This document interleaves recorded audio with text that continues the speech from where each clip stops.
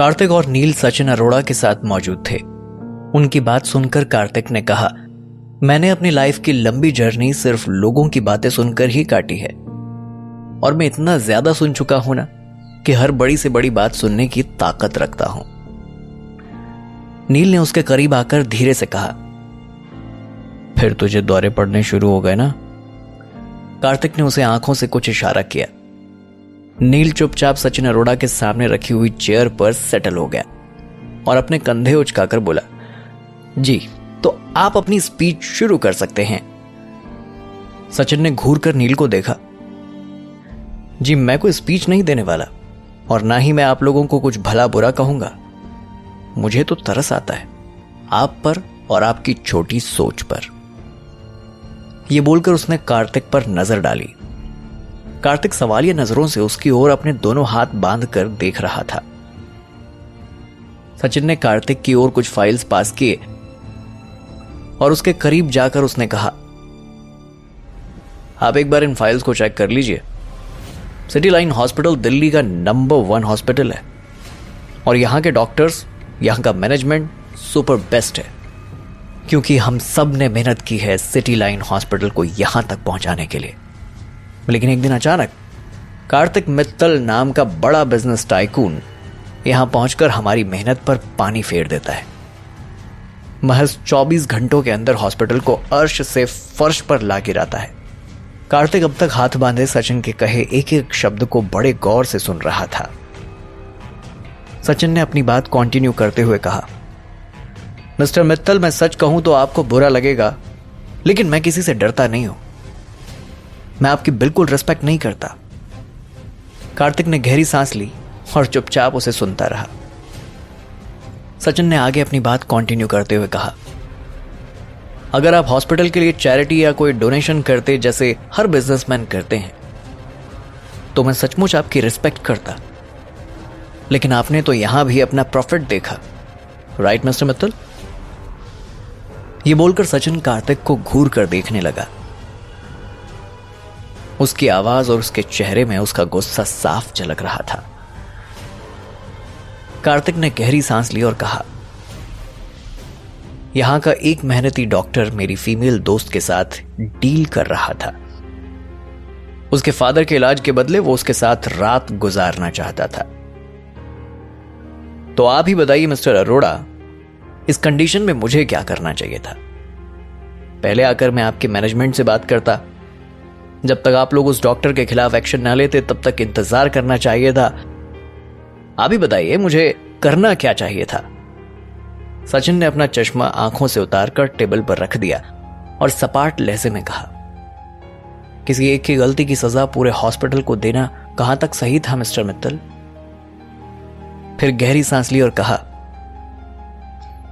खैर छोड़िए ये सब बातें और बताइए कि आप मुझसे क्या चाहते हैं? कार्तिक का जवाब आया, मैं चाहता हूं कि जिस तरह आप अपना काम करते आए हैं उसे आप कंटिन्यू करें। आपको कहीं जाने की जरूरत नहीं है।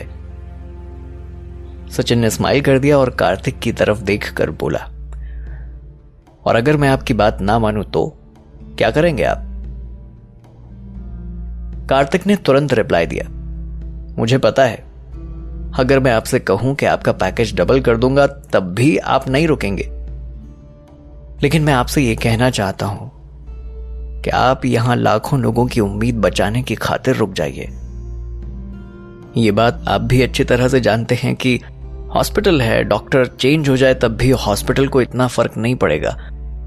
लेकिन अगर मैनेजमेंट पूरी तरह से बदल दिया जाए तो हॉस्पिटल पूरी तरह से आज फर्श पर आ जाएगा। मिस्टर सचिन अरोड़ा कुछ सोचने लगे।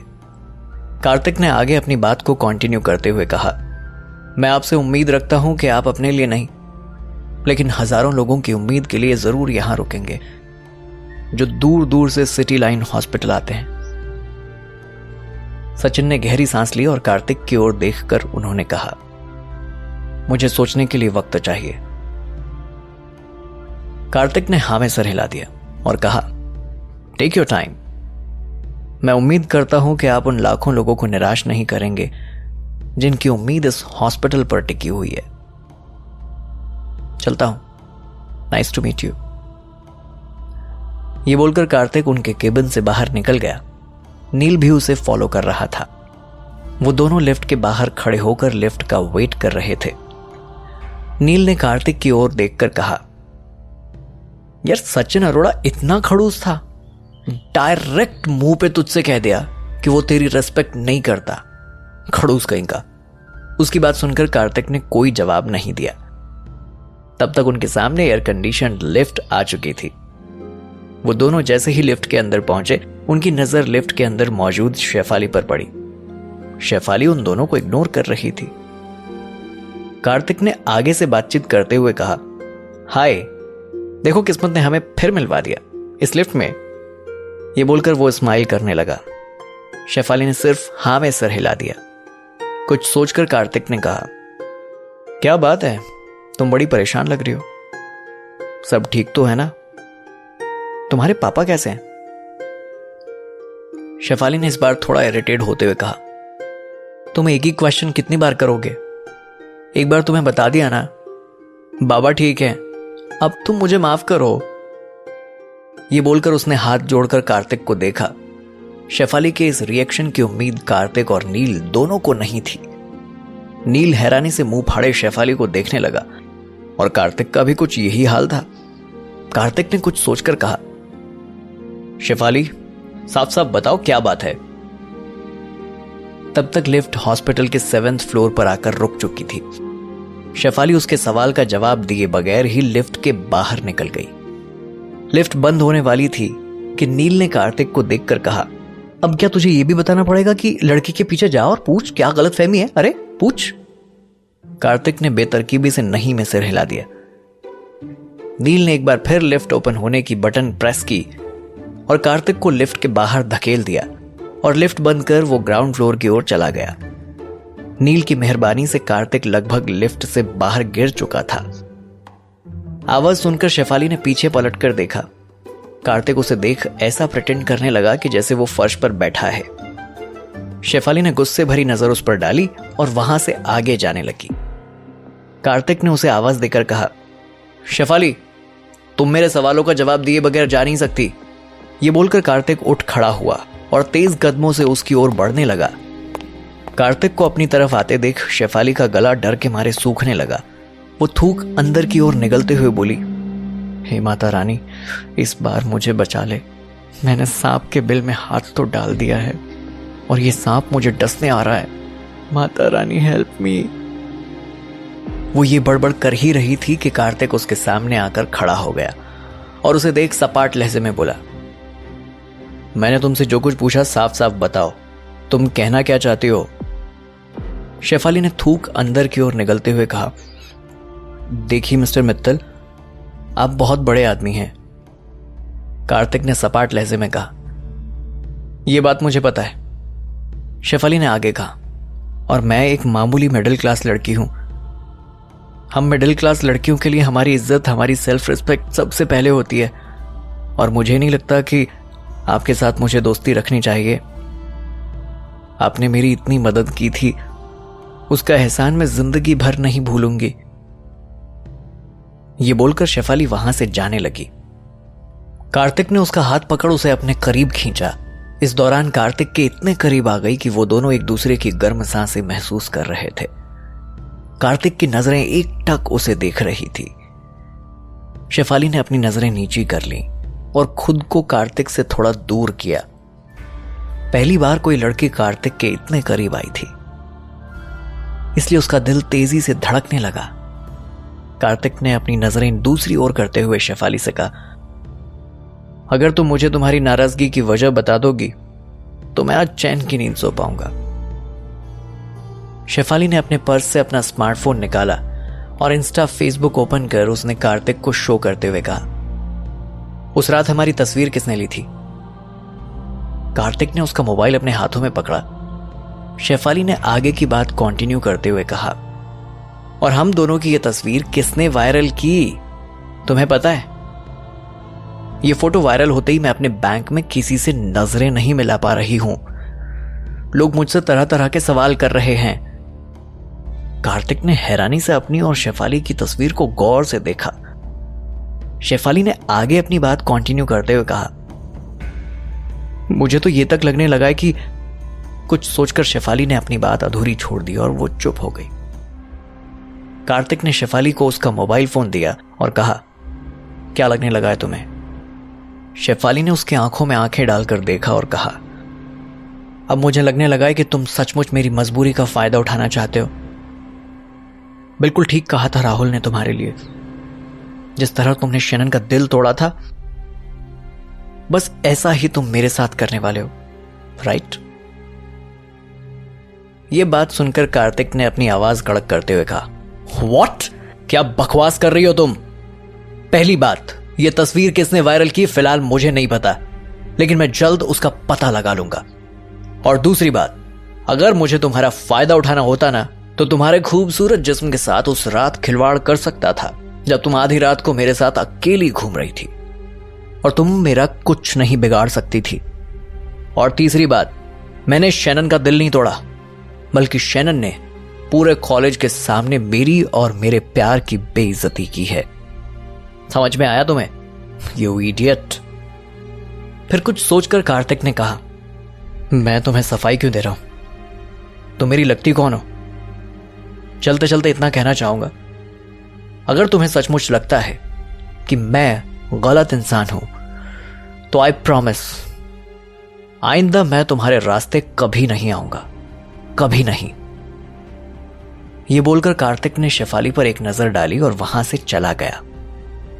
कार्तिक हॉस्पिटल के बाहर आ चुका था, जहां नील उसका इंतजार कर रहा था। कार्तिक का चेहरा देखकर नील को अंदाजा हो गया था कि वो अपसेट है, इसलिए उसने चुप रहना ही बेहतर समझा। कुछ देर बाद उन्होंने टैक्सी ली और हॉस्टल के लिए निकल पड़े। कार्तिक एकदम साइलेंट था, वो टैक्सी की विंडो से बाहर देखे जा रहा था। नील ने अपनी साइड विंडो से बाहर देखते हुए कार्तिक से कहा, तेरा मूड क्यों खराब है? शेफाली ने कुछ कहा क्या तुझसे? कार्तिक ने नील की ओर देखकर कहा, यार एक बात बताऊं, ऐसा क्यों लगता है कि हर लड़की दिल तोड़ने की मशीन होती है? पहले शैनन ने दिल तोड़ दिया और अब शेफाली की मिसअंडरस्टैंडिंग। What the hell? ये बोलकर कार्तिक चुप हो गया। नील ने उसके कंधे से हिलाते हुए कहा, मैं हूं ना तेरे साथ। उसकी बात सुनकर कार्तिक को कुछ याद आया और उसने नील का गला दबाते हुए कहा, मेरे साथ तू है, यही तो मेरी प्रॉब्लम है। मुझे लिफ्ट से बाहर फेंकने की क्या जरूरत थी तुझे? नील ने इशारे से गर्दन छोड़ने के लिए कहा। कार्तिक ने उसकी गर्दन छोड़ दी। नील ने खांसते हुए कहा, यार मैं तो तुझे इसलिए भेज रहा था ताकि तू जाकर कन्या के मन में क्या चल रहा है वो पता कर। कार्तिक ने गुस्से में दांत पीस कर कहा, भेजा नहीं था, तूने फेंका था लिफ्ट से बाहर। कुछ देर बाद दोनों अपने हॉस्टल पहुंच गए। रात के 12 बज चुके थे, लेकिन कार्तिक की आंखों में अब तक नींद का नामो निशान नहीं था। उसे शेफाली की कही बातें याद आ रही थी। कार्तिक ने अपनी आंखें बंद की और खुद से बात करते हुए धीरे से बोला, आखिर क्यों शेफाली, तुम भी और लड़कियों की तरह क्यों हो? आज की रात उसकी यूं ही गुजर गई। अगली सुबह 9 बजे हंसराज कॉलेज में राहुल और कार्तिक के बीच फुटबॉल मैच शुरू होने में कुछ मिनट बचे हुए थे।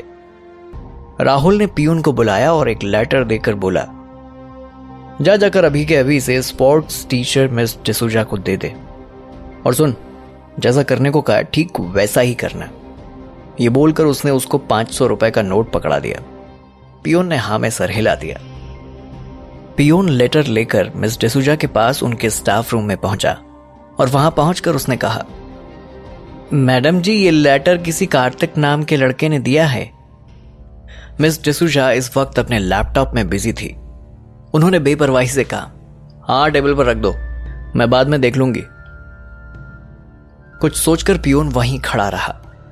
उसे वहीं देखकर मिस डिसूजा ने अपनी कड़क आवाज में कहा, अब यहां खड़े खड़े मेरा मुंह क्यों देख रहे हो? कहा ना रख दो, देख लूंगी। पियून ने डरते हुए कहा, मैडम जी, उस लड़के ने कहा है कि उसकी जिंदगी और मौत का सवाल है, आप प्लीज इसे तुरंत पढ़ लीजिए। मिसेस डिसूजा ने हैरान होकर कहा, ऐसा कौन सा लेटर है जो उस लड़के की जिंदगी और मौत पर बनाया है? ये बोलकर मिस डिसूजा ने पियून से लेटर लिया और पियून वहां से बाहर निकल आया। स्टाफ रूम के बाहर राहुल कुछ लड़कों के साथ पहले से ही मौजूद था और वो स्टाफ रूम की विंडो से मिस डिसूजा का रिएक्शन देखना चाहता था। मिस डिसूजा ने जैसे ही एनवेलप ओपन किया, एनवेलप के अंदर ब्लड की छोटी सी बॉटल निकली। ये देखकर उन्होंने खुद से कहा, क्या भेजा है इस लड़के ने? फिर उन्होंने उस लेटर को खोला जिस पर ब्लड से लिखा था, डियर, मैं काफी दिनों से आपसे अपने दिल की बात कहना चाहता था, लेकिन डरता था कि आप मुझे मना ना कर दें। आप हर दिन मेरे सपनों में आकर मुझे सोने नहीं देती। रात भर आप मुझे बहुत परेशान करती हो। मैं आपके इश्क में गिरफ्त हो चुका हूं। ये लेटर मामूली मत समझना, इसे मैंने अपने खून से लिखा है और आपको यकीन दिलाने के लिए मैंने अपना ब्लड भी आपको भेजा है। आपका अपना कार्तिक। ये लेटर पढ़कर मैडम डिसूजा गुस्से से चीख पड़ी। स्टाफ रूम के बाहर मौजूद राहुल ने अपने साथ मौजूद लड़कों से कहा, अब इस कार्तिक के बच्चे को मजा आएगा, चला था मुझसे पंगा लेने। मैडम डिसूजा गुस्से से तमतमाती हुई स्टाफ रूम से बाहर निकली। उनके हाथों में वो लेटर और एनवेलप था। राहुल ने मासूम सा फेस बनाकर मैडम डिसूजा से कहा, good morning ma'am. Madam D'Souza इतनी ज्यादा नाराज थी कि उन्होंने किसी को कोई रिप्लाई नहीं दिया और वो आगे निकल गई। फिर कुछ सोचकर उन्होंने पीछे पलटकर राहुल को देखा और गुस्से से कहा, ए लड़के इधर आओ। राहुल बिल्कुल डिसिप्लिन्ड स्टूडेंट की तरह हाथ बांधकर मैडम डिसूजा के सामने करीब